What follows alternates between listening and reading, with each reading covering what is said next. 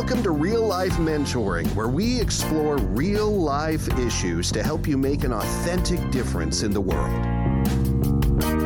Hi, it's Chris and Christina, and today we are back with someone that you have heard before. Todd and Jeannie were on earlier sharing your story, and you can go back to the archive. But today, Todd is solo without Jeannie. How sad. Yeah, you get what you get. So we are going to be talking about Todd. Let me just go back and introduce. Do you want to introduce Todd? Well, I think you just did. Okay, I just introduced Todd. Todd is the owner, founder of Overlander Consulting. He is going to be talking about an incredible tool to use for communication called the Communication Code. That will be our topic today. Yeah, jump in. Tell us what we're talking about today. Communicate with us. Wait, let's clarify. This is a mentoring podcast. Right. We help people learn how to mentor and train others. And so one of the best things you can do as a mentor is to learn a tool yourself, right. Something tangible, something practical, and give it away to the person you're mentoring. Right. So that's a big reason that we would want Todd on the podcast today. Way to be professional and just reel it in. There we go. Yeah, it's all about multiplication. But you can't give it away until you don't. Have it yourself. Have it and experience yourself. And so the communication, I can't communicate. You can't communicate. I'm going to try to communicate. The communication code is a tool that has been in the toolbox with Giant for a while, but they just released a book here just in the last couple of weeks that has gone in kind of a deeper dive of what it means to communicate. We all know the effects of not communicating well. And it's frustration, it's confusion, it's misunderstanding. But they use the metaphor. If you've seen some of the old World War II movies, the Germans had a code during the war that had to be, it's called an Enigma box. You had to have the right settings on the wheels in order to transmit and receive. And so if you had it set right on the transmission and on the other end, it was set on that same code, you could receive the message and understand. And so Giant has given a lot of thought to what are those codes of communication, that if we have those, we're not just transmitting and receiving, but we're actually communicating. So they've got 5 codes. They've seemed to do things in sets of 5, which is probably some reason behind that. That's probably all that we can remember at any one time. But if you use each of these codes on the front end and even share like you're calling a play, hey, I need this from you, then the person on the other side of that's going, oh, okay, that means this. So this is how we're going to approach this topic. And so I want to take the time right now. You keep referring to Giant. To the listener who is unfamiliar, unpack that just a little bit and then we'll move forward. Yeah, Giant Worldwide is a leadership group that is founded by Steve Cockram in London and Jeremy Kupacek here in Oklahoma City. Jeremy has been a mentor and a huge influencer of me, and I was a client and a receiver a lot of this. Going back to some of the last 2 podcasts we did with you on just some really dark, rough spots in my life, they gave me some tools and self-awareness to be a better leader, to be a better person, and that also then be replicated in my marriage, in my family, at work. And so they do leadership development, really high on relational intelligence, but it's applicable in a Fortune 500 company, but it's also applicable to an individual that's a single business owner, maybe small or a ministry. I mean, regardless of the range and the scope of how big the group is, the principles apply. And so they've got probably close to 1,000 consultants or guides, is what they call them, that are all over the world. And their goal is to be in every city and every sector of business industry, using these principles that really unlock and help people perform to the potential that they have. So I want to say a simple statement. Just because I open my mouth and tell you something does not mean I'm communicating actually to you. Right. And I can walk away and say, well, I told you that. And you go, no, you didn't. And so is that a piece of it? That's very accurate. And so I'll tell you what the 5 codes are. Okay. And then we'll unpack each one of them a little bit. Okay. So I'll just tell you what the 5 are, then we'll go back. But they're critique, they're collaborate, they're clarify, care, and then celebrate. And so if I'm not operating in the right code, say I come home and Jeannie shares something with me, and she hasn't articulated this, but in her mind, she just wants me to care and to listen. But I'm already trying to think about how to critique it and problem solve and fix that problem. And so frustration happens, miscommunication happens, probably a good heated conversation comes out that says, I didn't want you to fix this. I just wanted you to listen to me. So if we'll call the signal from the beginning, like, oh, okay, you just want me to care. That means, okay, don't figure out 5 ways to solve this. Just listen to her express her hurt or frustration in whatever the situation is, and just make sure she knows that she's been heard. So are you saying you would stop, you come home and you start a conversation that you think is clear, right? And you realize, would you stop to get clarification? Honey, what are you needing right now? Would you do that? Would be that clarify. The third one here is like, hey, I've gotten in my mind, I'm thinking, okay, I've gotten myself in a fight here before. So inside I'm thinking, I'm not quite sure what she's talking about. So, hey, Jeannie, will you clarify? God, I just want you to listen to me right now. Oh, okay. She wants care. So Todd, don't put on your fixer hat or defender or protector. Just listen to her. Okay. So clarify means just know, I just want to know that you understand what I'm talking about. Okay. Or just have patience with me while I explain this, just what happened, or confirm what you've heard. And so, body language, facial expressions, my head going up and down, that I am engaged and I'm not looking at my phone on the text message I just got, but be all there and be present. So that's clarifying. If she hasn't walked in and just said something, she goes, hey, let me clarify. If I'm paying attention, I'm taking note of your facial cues, and she starts talking to me. He has no idea what I'm talking about. Hey, Todd, let me clarify. And let's be realistic. We don't work in this kind of mode. I don't come in and go, now, honey, I'm in number 4 on this list.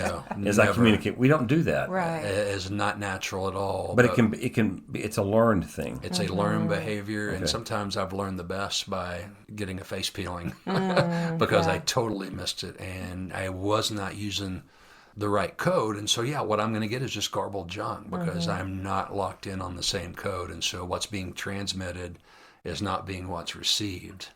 So right off the bat, rule number 1, if you're not sure, then just let me stop you a minute. Let me clarify what you're needing from me here. And that applies in your marriage. That applies in a conversation with your child, whether they are 5 or 25 and adult children. I mean, these rules apply same as in a team or in an organization. So, okay, sorry, I didn't mean to have you clarify No. at that point. Clarify is a great place to start. Good. But so, do you want to start with the number 1? Well, which is where I would normally go is critique. Okay. Which is what normally gets me in trouble. So we did a great analogy here. It's like, what if I'm not quite sure? Just ask. There's a novel idea, and just clarify. But critique needs to be welcomed and invited, not just given. Okay. The best advice I ever got before I got married was to offer no unsolicited advice as it related to planning for our marriage. I didn't always heed that, and I wish I would have gone back to rule number 1 and not offered any unsolicited advice. So critique means I'm asking you to look at this work, punch holes in it, tell me what I'm missing, what's not working. Ask me hard questions that I haven't thought about. Maybe I'm too emotionally involved or so far down in the weeds in this. I need someone to ask me some challenging questions, or even be brutally honest. I don't think that's going to work, Todd, and tell me why. But it's been asked for, and you're ready for it, and you want it. You've done enough work and thought, okay, poke holes in this, and so let's make it better. But if I just jump into that, the analogy a minute ago, Jeannie was wanting care. You could see real quick how that goes south real quick. And so critique is it's a two-way street, and you're asking for that, and you're ready to receive it, and you've got tough enough skin in that situation and that project to be able to receive it and then go back and chew on that some. And we want the right people to give us critique, right? Because there's a lot of unhealthy people emotionally, mentally, and so. Is that easy for you to receive today at this point in your life in all the areas that you've grown and developed? When I can separate out that it's critique, not criticism, that's the hard part. Okay. It will often, when I'm in an unhealthy place, will come across as criticism, not critique. If I start feeling that it is critique, then I probably shouldn't have thrown this out there, or maybe you inserted yourself in an area that I've got to find out how to navigate out of this conversation because you're going back to offering unsolicited advice, and maybe there is some truth in there that I need to evaluate, but that was not what I was wanting in that moment, in that conversation. So, well, before moving on to collaboration or collaborate, explain or give, maybe if it's simple. I heard what you said about if I'm asking for, hey, would you honestly look at this? That's I'm asking for critique. yeah. Would you give critique? Would you transmit critique if it wasn't asked for? When would you respond with critique? Hey, wait, it sounds like maybe you're asking for critique here. Is that what you're really wanting? Aha. And you're going, yeah, I am. I need another set of eyes at this. So Okay. Before I throw myself I in see a what hole. you're saying. You're not being funny. You're actually... No, I really would. Oh. Yeah, Oh, I would. you're saying- Or I should. Yeah. Are you wanting me to critique this, not Yeah. criticize? Yeah. I love that. Are you needing some critique? Those two terms, Yeah. I bet they're really confused. People get them confused many They times. think Well, they're I- interchangeable. Right, and they're not. Right, but I guess to my point is he beautifully illustrated to lead with critique. Are you wanting some honest feedback? True. Are Yeah. you wanting Okay. some, that's a wonderful way to, you don't start with the critique, you start with honest feedback. Well, and so Yeah. you've locked in the code. Okay, you said you want a critique. I Yeah. asked you. I clarified. You said you did. So, hey, this is where we're going. And this is what this means. And we both understand that. And Yeah. so it's a critique on the project. It's not critiquing you as a person. Right. It's putting over here to the side whatever this thing is that you're critiquing. Me as a connector and a people person, it's easy to put that right over my heart.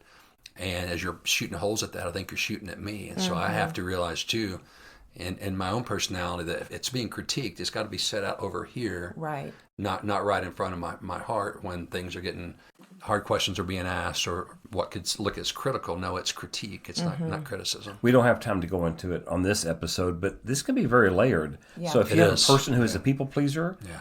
and they want critique, but it can be taken as criticism so easily. Right. Oh, I didn't please you now in this situation because you're giving me critique. But you asked for critique. Right.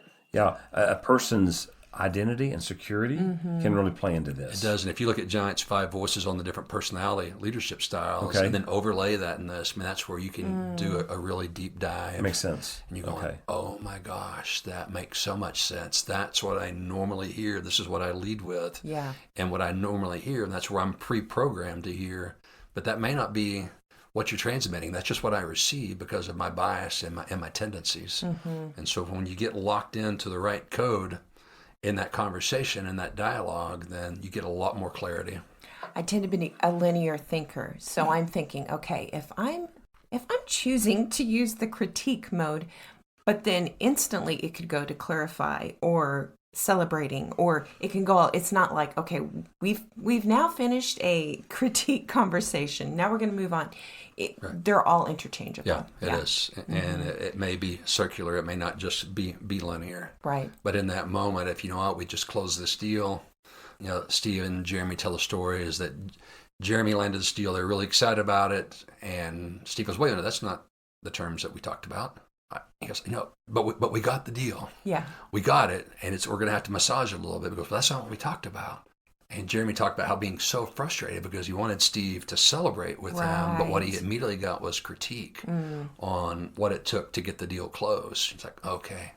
He goes, if you'd have just told me, hey, I want to celebrate this right now, I could have backed off those other things and then later on revisited those. But, you know, you're locked in at different codes, and so you get a jumbled transmission as far as the communication. And at best, you have someone frustrated, if not, you know, hurt or angry or bitter because something didn't go or wasn't received the way that you thought or intended, or you didn't do what I thought you said you were going to do. Yeah. So this is excellent. Well, listeners, that you guys, as you listen to this, you'd realize professionals who study this, who put it together, struggle with it sometimes too. Right. It's human nature. You have to learn it. It's like a muscle. You've got to massage it and develop it over time. But sometimes you're still going to blow it. Well, let's jump into collaborate. Unpack that a little bit for us. You know, collaborate means, you know, shape this thing with me. I'm working on this on this project or this product or this tool. Can we work collaborate, I appreciate your insight in this industry. Maybe you're in banking, maybe you've got the people skills here or the technology piece. Let's work together on this. So you're inviting someone to come to the table and work on it together. So, let's build this together and let's find the best outcome on how this can be delivered, and it'd be better than any of us working on it singularly. And so it's literally a collaborative effort. You strike me as a man who enjoys collaboration. I do. See, I do too. I do. So we should collaborate sometime. We should. We're doing that right now. Sometimes I don't enjoy it when someone inserts themselves in something that I've already got it pretty well figured out, and you want to collaborate and take it over this direction that's really not my expertise or my vision for this. So it's also got to be an invitation. Okay. So Right, and that would be good if I'm going into the conversation. I'm going to collaborate with Todd and Jeannie, and maybe you're perceiving as I present myself, you want critique. Clarify again. Go back to clarify. Right. Yeah.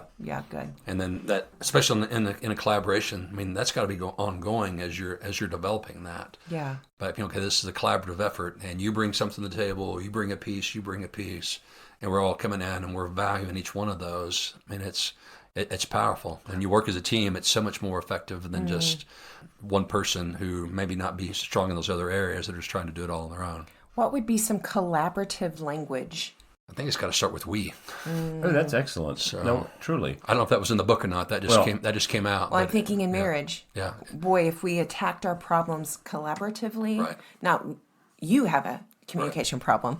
We have a communication problem. Well, I'm holding the communication code book here, and if we are going to solve this problem and it's right here in front of us, and then we start shooting back and forth with each other, but if we're on the same side of the table and that's held out on the other side, and whatever this issue is, we're attacking over there, we're attacking the problem, and we're not attacking each other. And Excellent. So okay. that's where great. I think in marriage, I mean, the collaborative code, the collaboration code there is so powerful because, we've got to learn how to fight for one another and fight together towards whatever those things are, and not turn it towards each other and make it personal and you're the problem. And if you just communicated better, then we wouldn't do this, or if you just handled money better, then we wouldn't. There's a lot of blaming words there. And when you turn it to us and we, then you both got some ownership in it, and you're both working for a win situation, a win solution for both of you. Yeah. I see collaboration. I'm going to want to collaborate with you if I see that you can offer something to the project or whatever it is, right? That's why you want to collaborate. And so there has to be a desire to do that together. The whole is better than the sum of the two parts when you do that together. We've talked about clarify, but you said that that's the piece where you're clarifying understanding. So what would be some, again, we've talked about it, but what's some good clarifying language when you realize, they're giving me criticism, but I really wanted collaboration? What's clarifying language? I think maybe asking either open-ended or a specific question, depending on where the point of confusion is. And I just kind of see the picture of a guy scratching his head. And if I just Jeannie, I'm not quite understanding what you're asking. I'm not trying to be, thick-skulled here. What did you mean when you said this?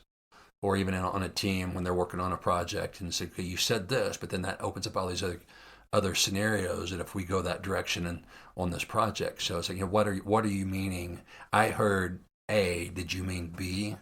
Or if you're a creative person, it may take 2 or 3 times on a run through before you actually get to what you mean. So just being patient in the process, but just keep asking questions until there is the clarity there. So you just gave me some clarity on this. It's like, instead of shooting statements at someone, I need to ask questions. Right.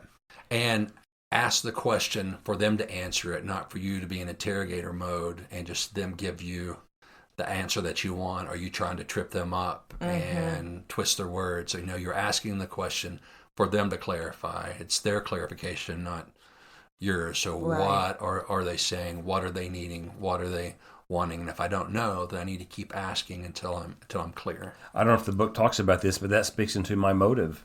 Yeah, it does. It goes back to motive. It does go, am I really wanting to clarify something with you, or I'm wanting to get my point across? Right. Okay. And what's my agenda? What's my agenda? This is a humorous story, but we have 3 girls. Our youngest, her verbal processing was way above her number of years old. So at 4, her verbal processing was much older than 4 years of age. So she would say certain comments that seemed highly inappropriate.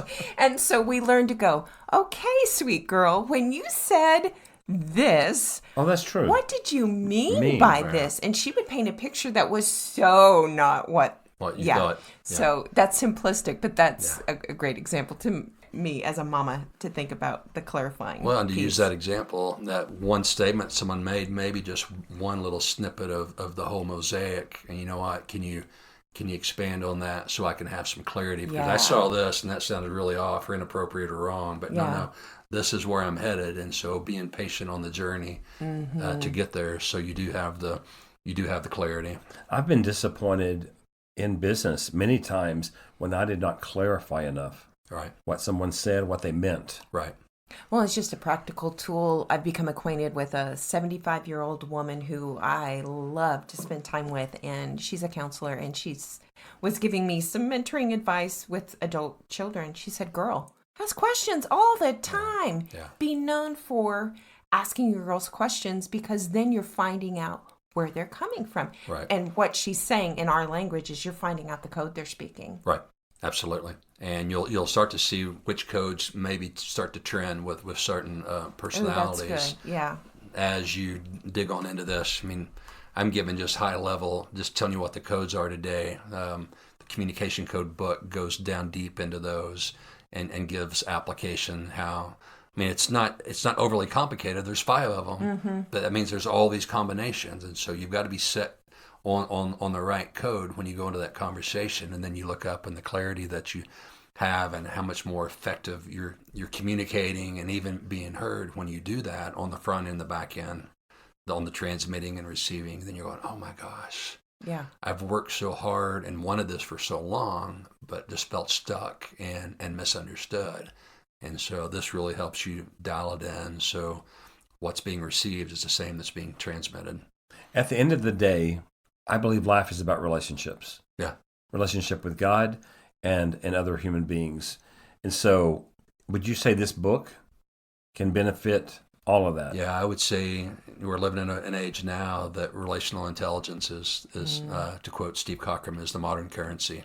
And so when you understand that piece, and then you understand, which is, the EQ, the emotions, PQ, Emotional intelligence. Emotional intelligence, the relationship piece, knowing what my tendencies are, and then whatever the skills and tasks are involved to execute that project of your organization or your business, or what your goals are in a marriage and a family. I mean, in fact, this is the fluid part that runs through that helps you be more effective. I was talking to a guy yesterday, and he goes, I work with bricks, but I'm not the brick. I'm the mortar that makes sure all of that sticks together and is strong, and then that structure works the way it was intended. And so I would say that communication is a lot like that as well, that when that is good, all these other pieces, you're setting yourself up for success.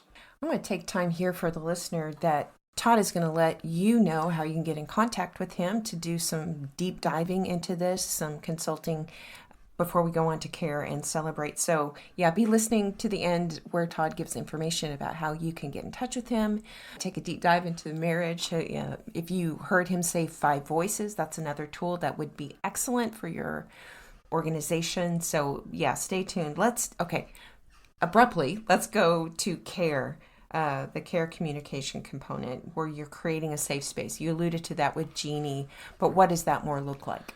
It's that touchy-feely stuff, isn't it? You would think, and I've got 4 daughters as well, and so you said you had 3, but I think that care component is, we try to maybe compartmentalize that in our personal relationships, and then, those smaller circles that are more intimate, but you look on out in our sphere of influence. How important that is in business. I was on LinkedIn this last week and I looked up a Gallup poll, and it said about 1 in 4 people at work think that they're cared for. Wow. Or that people care about them as a person. Meaning management, co-workers, or all the above? Upper, management, Okay. management and that leadership. And so I was going, wow. I'm just looking at that, and that's a sad, telling statistic that you've heard the adage that no one cares how much you know. They want to know that you care. Yeah. And so once they know that you care and they know that you are for them and their highest possible good in whatever role they're in, whether it be business or at home, I mean, that changes your motivation on everything. Todd, I was actually thinking about us preparing to record this today as I was in the car earlier, and I thought about, I think you could call it ignorance, but when a manager or an owner of a company does not realize the importance of valuing their employees and treating them as human beings, you can say, well, get the work done. I'm about productivity. Okay, that's okay.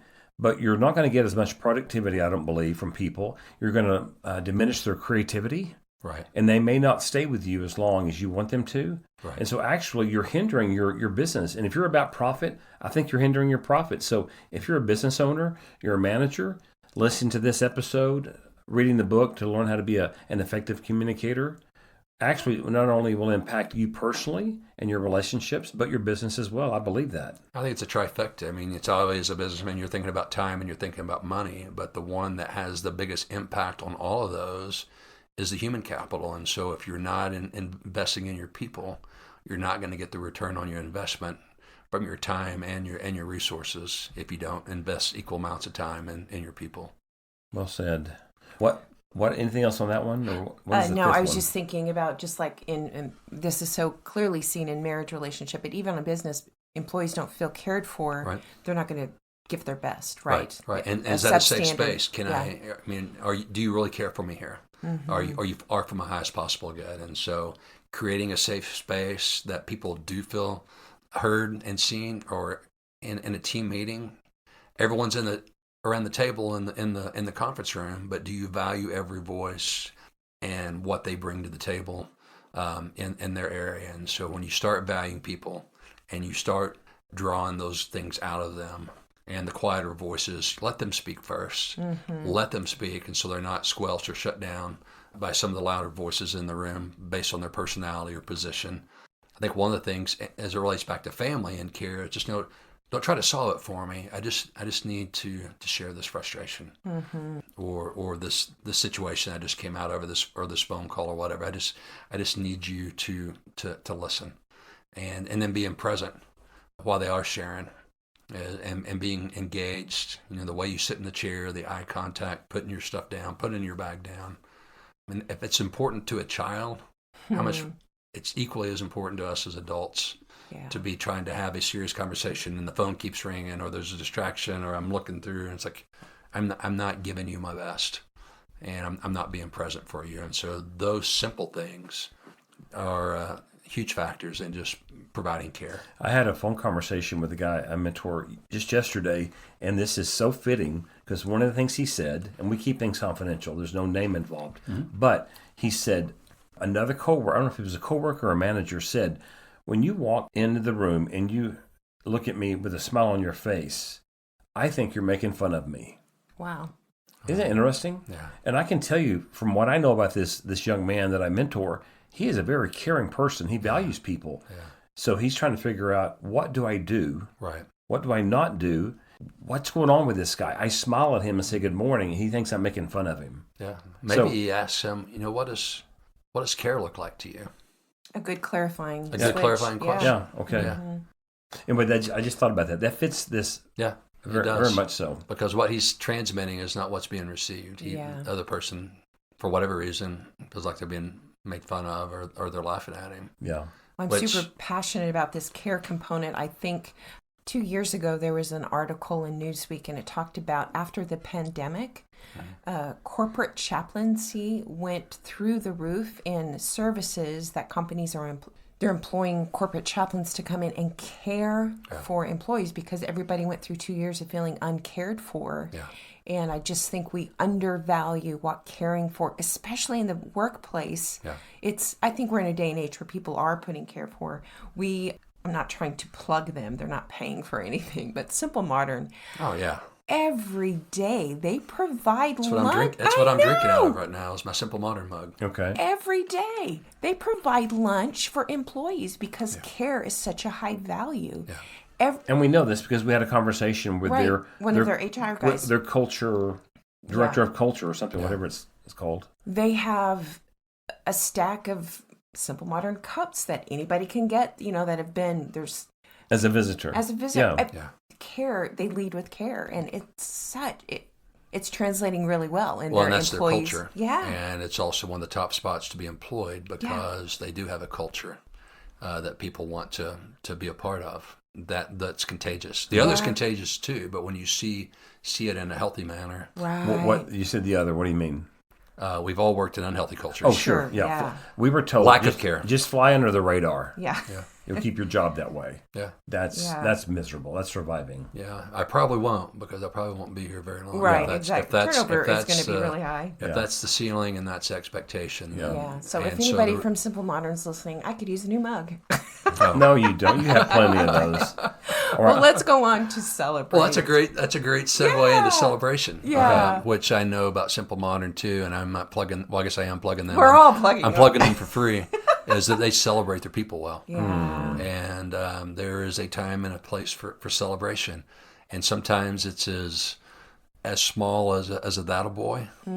Hey, I caught you doing good, and it may be celebrating, birthdays or work anniversaries. Another place here, since we're in Norman and we're bragging on people, Emmy is another place. I watch them and their culture celebrate their people well. Emmy Labs. Emmy Labs. Okay. Yeah. So 2 Oklahoma companies here that get it, that this is, there's value because you're celebrating their success. I mean, you're calling people up. You're calling them out in a good way here. Hey, I've caught you doing something here that you've accelerated at, and enjoy the moment together. And just recognize what that person's achieved. Okay, let me take it to the other side for a moment. Okay. Before we close in a little bit, but someone could say, "Well, they're getting paid. It's their job. Just do their job. We're celebrating for them doing their jobs." Now, I'm being sarcastic Old here. school. That's old school, right? Yeah. I said, but people need to do their jobs, Right. to earn the living. Okay. Right. But I mean to be paid, and so where's the line there? Do you think? Celebrating, but you're also you've got a job and you get paid to do your job. I think it's a combination of the golden rule and the platinum rule that Jeremy coined. The golden rule is doing to others as you'd have other people do to you. Yes. We all like to be complimented or bragged on for something that we did well. That starts clear in kindergarten and little league sports. But I think as we mature and we get a little more sophisticated, that, I need to celebrate you in a way that you want to be celebrated, not just how I think that you should be celebrated as an owner. Well, I'm paying you to do that. Hey, you know what? That person's doing that, and they're going above and beyond, and they are killing it. And that's the culture and the standard that we want to have here. So you're going to reinforce something. Do you want to reinforce good behavior and excellence? Or do you want to reinforce bad behavior and just doing the bare minimum, and someone that has a employee mentality and not a owner's mentality? And so as you keep calling people up and that employee, you start celebrating what they're doing right. Hey, now start thinking like a manager and celebrate that. And you look up and then that manager is someone that is, I want you to start thinking like an ownership and efficiencies and cost savings. And you look up and your internal business is your bullpen for all of your management and leadership positions. And so with the return on investment of that, how much does it cost me to compliment someone or to acknowledge or, do birthday lunches each month in an office and celebrate people who have birthdays that month? It really, what it costs me is intentionality. And so being intentional instead of being accidental in how we live. And we all like to be celebrated. I was at Norman High's cross country banquet last night. My daughter started last year, had never run, would say she's not an athlete. Okay. She won the award for the most improved runner this year. As a dad, I would keep all my notes or times. I'd date it, where it was, which race it was, and what she ran. And I'm looking at last year's races compared to this year. She knocked 3 minutes off her fastest time from last year. And to see the confidence and see that her coaches celebrate her and call her up and have a thing that acknowledges the work and the effort that she did this last year. Some of it was very, not fun in the moment when you're getting up at 6 on early morning runs. but see the dividends that are paid from that, the return on the investment from those efforts. I mean, that will stick with her. I ran cross country in high school too, and some of the best lessons I learned were not because how high I placed, but some of the challenge and the battles that I faced at setting goals just to continue to get better. So celebration of someone is not in lieu of, we're going to make mistakes. We're going to... Yeah, it's not perfection. It's not perfection at all. But you know what? I need to celebrate you in this. Yeah. It's not saying you shouldn't have done that other thing, but I need to celebrate you in this. Right. That's honoring a human being. Right. Okay. We talked about the communication code book. How can they get that? And somebody's listening to this and going, oh my word, we need to get Todd into our company, or we need some marriage counseling through Todd and these tools. Give us the lowdown on how they can get a hold of you. Yeah, start out with the book, Communication Code. You can buy it wherever you buy books. Amazon, any of those places. You can get it there. I don't know if it's a digital or a Kindle version yet, but I think it will be. I may have just made that up. I will wait for the audio one. Yeah, yes. But for me, you can find me on LinkedIn, J. Todd Vinson. There's a link there to other places to get on a discovery call and have some conversations to see if some of the giant tools might be something that'd be helpful for you individually, doing one-on-one counseling or coaching, or going through an intensive, or going through altitude training in your organization, or just in a public group of other men. But one thing that I'm really excited about too is taking some of the tools, the 5 voices and the communication code, and doing that with couples. And I've got a local altitude group for men that's going to launch in January in Norman. January of 2024, up to 10 men, and then we're also launching some opportunities with couples going through 5 voices. And so you can reach me through the Linktree link on my LinkedIn page, and we can have more conversations. Did you give the name of your company? Yes. Overlander Consulting. Overlander Consulting. Okay. And we'll have that in the transcript. So as always, thank you so much for tuning in. We hope today that you have learned some tools. We also hope that it encouraged you to reach out to Todd and go take a deeper dive into this. So as always, thank you for tuning in to Real Life Mentoring Podcast.